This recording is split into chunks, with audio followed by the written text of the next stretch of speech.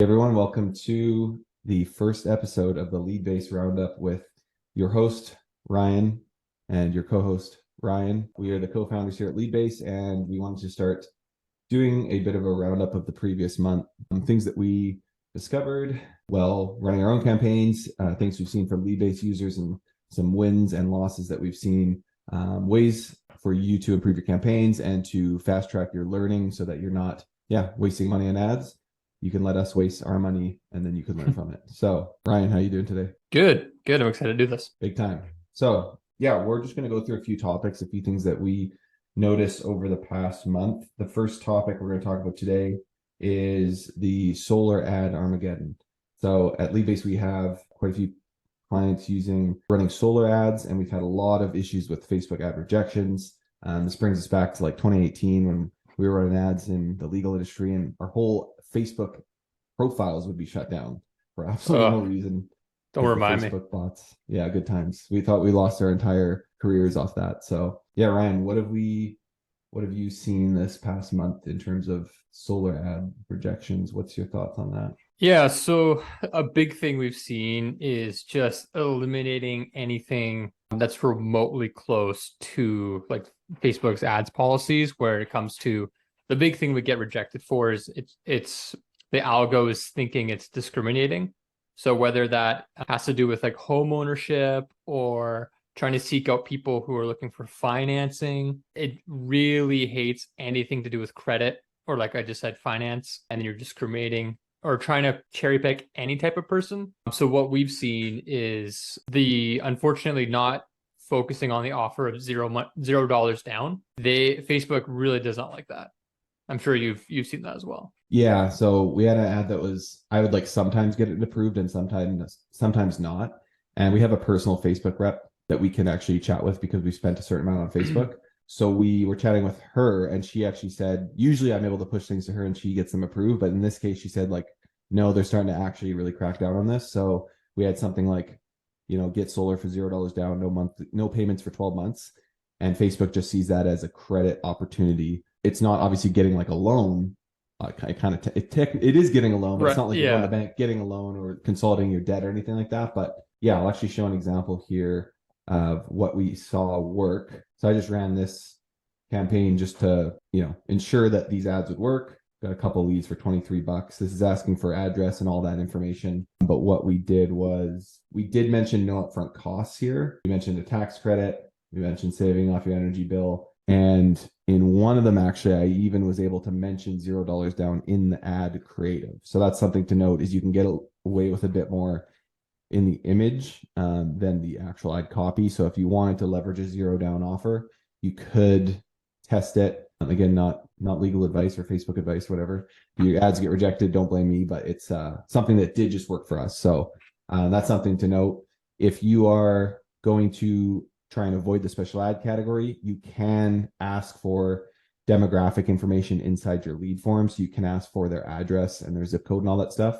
But if you want to run with a very heavy payment language in your ads, you're going to have to run to a landing page where you will then collect their address and information. I personally prefer the lead form method because I'm seeing we've gotten leads closer to $10. And I think if I were to run this longer, it would come down to closer to $10. On the landing page, they're $50 to $60. Again, you could probably optimize that as well. But that's kind of tried to fast track this as quick as possible for the Leadbase users. And we've had some success now. So any final thoughts on that, Ryan? Yeah, I think all that's pretty solid. The only thing I could say is try not getting so hung up on collecting all the details in the lead forms.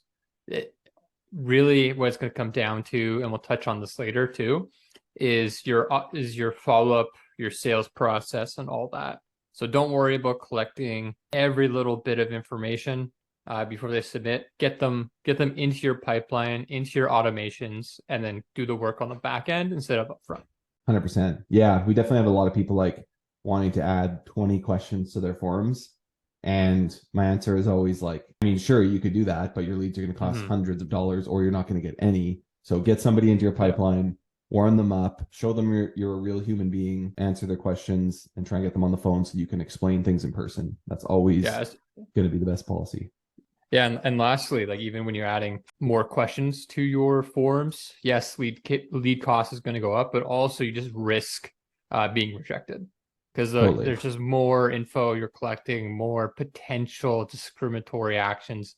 And yeah, we know it's not, but like Facebook and their algorithm, they're just so all over the place. You just never know. You never know what Zuckerberg's going to do and his robots. Yeah, cool. So we'll move on from solar. Hopefully that's helpful if you're running solar ads. We always look at these things as an opportunity to, find a way to be successful. So if you think about all these people getting rejected, if you can figure out a way to not get rejected, you've just eliminated some of your competition. So that's just some food for thought there. What's our next topic today?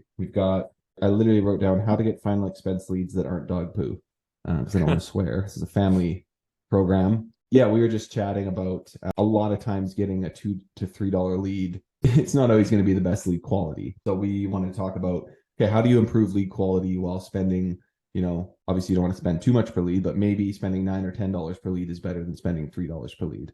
What do you think, Ryan? Yeah, so when it comes to final expense, you're kind of in a tough situation because your demographic is going to be older when comparing to you're trying to get term or other life insurance products. Other life insurance products, you have a bit more flexibility on what you're going to do to increase your lead quality. Like you can do text verification, email verification, or just other things like that that kind of have a little barrier. The problem when you're dealing with seniors and people who just aren't as native in tech, you really risk a significant drop off when it comes to getting the lead. So we find it like we were just talking about with solar. It's just better to just hammer on the back end and really hone in your process and just be committed, have amazing automation set up or even task reminders. But it is a process and it could take even 1, 2, 3, 10 times to contact someone, especially, which I'm sure you'll touch on, but the amount of spam calls that I receive on a daily basis. Like if I get a phone call from an unknown number, probably not going to answer that. 100%. Yeah, I'll show you guys quickly. One way we found is getting better quality leads for still a good cost per lead. And then one way to increase your contact rate. This is we don't have a ton of data to back this up necessarily, but I would say from our experience in lead generation, when you have somebody type something in, they're going to be more motivated. So I just want to mention that in terms of lead quality. And then a quick thing in terms of the follow-up system, shout out to Leadbase user Andy for sharing this with me. So he has a pretty extensive follow-up system for his leads, and his follow-up system includes a lot of videos. So if you can reach out to your lead again and try not to be like every other spam call they get, because I get like 3 to 5 Google calls a day asking me to verify this and that, and it's all spam and it's all a scam. These people are dealing with that as well. So if you can send them a text with a video of you saying like, hey, I'm just out with the family right now, but I'm gonna give you a call in a bit. Or if you could just let me know below, like, what's the best time to reach you? So I'm not like one of these spam calls you're getting. Like, I just want to, be able to answer your questions. There's no obligation, no pressure. Be really personable. Send them a family photo of you and the kids at the zoo or something like that. Show them you're a real person. That's been really great for getting appointment percentages up. So people showing up to the appointment, because again, once they see you're a human, there's this like, they don't want to let you down. So that helps for that. And it also just helps for getting in contact with people. I'll stop there because I could ramble forever about that stuff. But any final thoughts on that, Ryan? No, that all sounds pretty good. Last thing I will say though is it's more on the technical side. Speaking to spam calls. In Leadbase, we use Twilio for our phone numbers and SMS outreach. And what we've seen that works pretty well, you can actually get verified on Twilio. It is a bit of a process. You have to submit your business docs and all that stuff. But when you do that, you're eligible to get a like business name that shows up on when you call someone. So if you're not using your personal phone and you want to use more of a business line, you can do that. So it doesn't show that there's going to be like just a random number. You can have it so it shows up like an actual like, whatever your business name is that's registered. So just a small tip, but that's going to be something I think moving forward in the next 12 months is going to be pretty important. Yeah, I'd say that's not a small tip. That's a big time tip, because just think about yourself. If you see some like, even if it's in your area code, like if a random number calls me, like I'm not answering. If I see like the business name or even just like a person's name, I'm definitely more inclined to be like, okay, who's this? Like, looks like a real person. I'll pick it up and see what's up. I think that'll 100% increase your pickup rates, contact rates on your leads. Cool. Yeah, I wanted to segue into some kind of relating to this Leadbase user Andy we were talking about. He's seeing like a 10-to-1 ROI plus with his leads right now, and that's coming a lot from those videos. So I want to show an example of something that actually worked for me really well. I haven't run this in a few years, but when we used to sell leads via Facebook ads, I used to get appointments for like $40 on Facebook for someone to come and purchase leads off me, and I'd sell them a $1,500 lead package, and I would get that would be an appointment for $40, and I'd have a show up rate of around like almost 100%. Like people rarely didn't show up. Mind you, this is B2B. This is like I'm selling them leads, which they really need leads, whereas final expense, like obviously they need insurance, but it's not the same pain point. So I'm not saying you're going to go out and get a 90% show up rate for your final expense leads. It's probably not going to happen. Again, this is definitely a more B2B page. I think you probably remember this one, Ryan. Yeah, giving the lead some homework to do or something to think about for the call. I filmed this little video back when I had that nice flow and just said like, hey, what's your business goals? Like, what's keeping you from reaching those goals? A little cheesy, but gets them thinking. Tell them to take 5 to 10 minutes right now to get a pad and a pen, literally write out your top 3 goals. So I'm getting that lead. And again, we'll brainstorm how this could work with final expense, but I'm getting that lead to think about the call. Now they're like at least a little bit more, hopefully some of them go through this and they're incrementally a little bit more invested. They see who I am. They don't want to let me down. I tell them like, find a quiet space, please show up to the call and let me know if you're not going to make it, or essentially that's your last chance. I give them a little case study as well. So you could have a little case study, or you could have, again, a photo of your family, or you could put another video here. A lot of different options you can do there. So yeah, I mean, for final expense, again, I would just go personal on it. I would have like some information about you, about your family, some people that you've helped out. Maybe you can even ask a client for a testimonial, or 3 clients for little testimonial videos. Just say like, hey client, I'll give you a $25 Starbucks card. Can you film me like a 20-second thing about how, Ryan from Ryan's Life Insurance, like, was easy to work with, didn't pressure you, all these things. I'll leave it up to you guys to figure out how to leverage some sort of page like this, but this is a good little framework. Any thoughts on that, Ryan? No, that all looks good to me, and it's a nice little throwback to the good old days. The good old days, back when Facebook was the Wild West. Honestly, and leads came aplenty and a cheap. It's different now. Cool. I actually don't have any topics on here. I was gonna bring up something about TikTok. Did you have anything else you want to chat about, Ryan? No. Cool. Final note, because these are all based off conversations I'm having with Leadbase users and a little bit of experience on my end as well. And let me pull up my TikTok here. We've been running TikTok ads for like not a super long time now, like maybe 6 to 8 months. We saw like $2 leads in the life insurance space off the bat. And I'm now seeing, let's see what my leads are today. I'm not going to share with you guys because I don't want to give away my account info, but my leads are like, they went up to like 30 the other day. I've got them back down to about $13 yesterday, $17 today. I got 14. Yeah. $13 leads. So one thing I've seen on TikTok is it seems like TikTok tends to get you like some low hanging fruit leads right off the bat.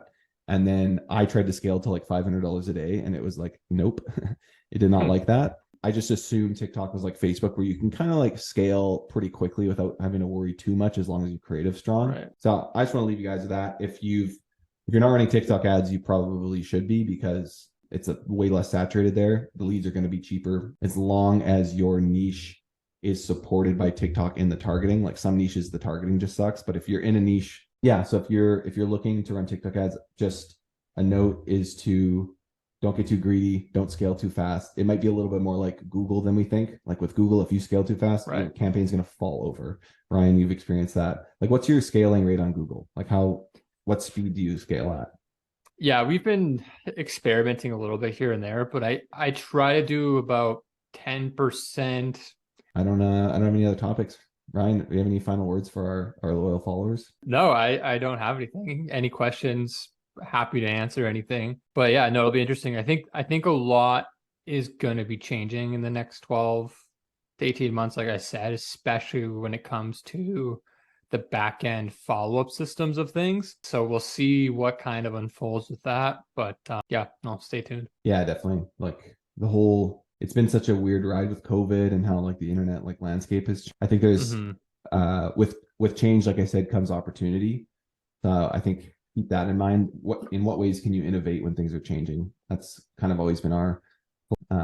So yeah, if you have any suggestions for topics or things you're curious about, I just like to make videos on things that are happening in the digital ad world. So free to comment on this video, and yeah, comment any specific questions you have about Facebook, TikTok, Google ads, follow-ups, all that good stuff. And we'll see you next month at some point. Well, we round up May at that point. So this is Ryan Squared signing off from the Leadbase Roundup. We'll see you guys next month.